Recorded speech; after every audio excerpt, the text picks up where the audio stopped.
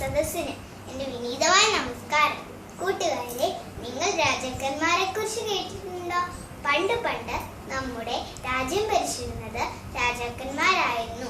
വിശുദ്ധ ബൈബിളിലും നിരവധി രാജാക്കന്മാരെ കുറിച്ച് പറഞ്ഞിട്ടുണ്ട്. ശൗൽ രാജാവ്, സോളമൻ രാജാവ്, ദാവീദ് രാജാവ് എന്നിവരെല്ലാം ഉദാഹരണങ്ങളാണ്. ഞാൻ നിങ്ങളോട് പറയാൻ പോകുന്ന കഥയുടെ പേര് മഹാജ്ഞാനിയായ സോളമൻ രാജാവ്. തൻ്റെ പിതാവായ ദാവീദ് രാജാവിൽ നിന്ന് ഭരണം ഏറ്റെടുക്കുമ്പോൾ സോളമൻ രാജാവിന് വളരെ പ്രായം കുറവും ഭരണകാര്യങ്ങളിൽ അറിവുമില്ലായിരുന്നു. സോളമൻ രാജാവ് ദൈവത്തിനോട് പ്രാർത്ഥിച്ചു, ദൈവമേ, എന്നെ സഹായിക്കണമേ. ഒരു രാത്രിയിൽ സോളമൻ രാജാവ് ഒരു സ്വപ്നം കണ്ടു. സ്വപ്നത്തിൽ ദൈവം രാജാവിനോട് ചോദിച്ചു, മകനെ, ഞാൻ നിനക്ക് എന്ത് നൽകണം? പ്രിയ കൂട്ടുകാരെ, നിങ്ങൾക്കറിയാമോ സോളമൻ രാജാവ് എന്താണ് ദൈവത്തിനോട് ആവശ്യപ്പെട്ടതെന്ന്? കൂടുതൽ പണം, അധികാരം, നല്ല ആരോഗ്യം? അല്ലല്ല, ഇതൊന്നുമല്ല. ഇതിലും വിലപ്പെട്ട ഒന്നാണ്. തൻ്റെ പ്രജകളെ ഭരിക്കാൻ നല്ല വിവേകവും ജ്ഞാനവും ദൈവത്തിനോട് അപേക്ഷിച്ചു. ദൈവം സന്തുഷ്ടനെ രാജാവിനോട് പറഞ്ഞു, ഒരു പക്ഷേ നിനക്ക് വേണമായിരുന്നെങ്കിൽ നല്ല ജീവിതം, കൂടുതൽ സമ്പത്ത് ഒക്കെ ആവശ്യപ്പെടാമായിരുന്നു. പക്ഷേ നീ നല്ല വിവേകവും ജ്ഞാനവും ആവശ്യപ്പെടുന്നതുകൊണ്ട് ഞാൻ നിന്നെ ജ്ഞാനികളെ ജ്ഞാനിയാക്കും. കൂടാതെ കൂടുതൽ സമ്പത്തും അധികാരവും നൽകി നിന്നെ അനുഗ്രഹിക്കും.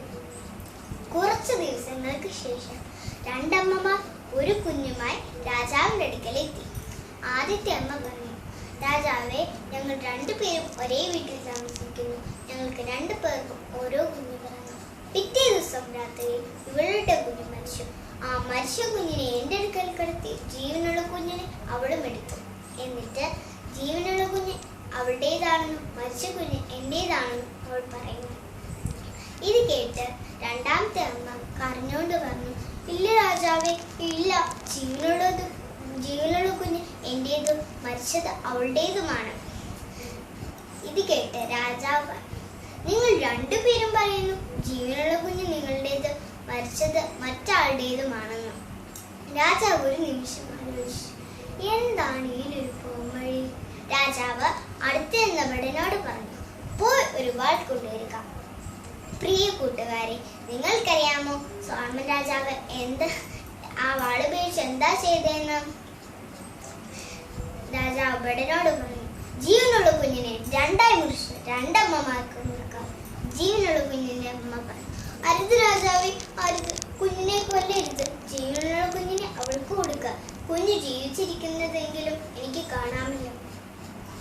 ഇത് കേട്ട് രണ്ടാമത്തെ അമ്മ പറഞ്ഞു, ശരിയാണ് രാജാവേ, അങ്ങയുടെ തീരുമാനം ശരിയാണ്. കുഞ്ഞിനെ 2ആയി കുറിച്ച് ഞങ്ങൾക്ക് 2 പേർക്കും തരിക. വാളെടുത്ത് മാറ്റുക. രാജാവ് ആജ്ഞാപിച്ചു. ജീവനുള്ള കുഞ്ഞിനെ അതിൻ്റെ യഥാർത്ഥ അമ്മയ്ക്ക് കൊടുക്കുക. കുഞ്ഞിനെ കൊല്ലാൻ പറഞ്ഞ തുറങ്കലിലടിക്കുക. തൻ്റെ കുഞ്ഞിനെ കിട്ടിയ സന്തോഷത്തിൽ രാജാവിനോട് നന്ദി പറഞ്ഞ് ആ അമ്മ വീട്ടിലേക്ക് മടങ്ങി. പ്രിയ കൂട്ടുകാരെ, നോക്കുക, സോളമൻ രാജാവ് ദൈവത്തിനോട് നല്ല വിവേകത്തിനും ജ്ഞാനത്തിനും വേണ്ടി അപേക്ഷിച്ചു. ദൈവം നൽകി. അതുപോലെ കുഞ്ഞുങ്ങളായ നമുക്കും ദൈവത്തിനോട് നല്ല ബുദ്ധി, വിവേകവും ജ്ഞാനത്തിനും വേണ്ടി അപേക്ഷിക്കാൻ ദൈവം നമ്മെ തീർച്ചയായും അനുഗ്രഹിക്കും. നന്ദി, നമസ്കാരം.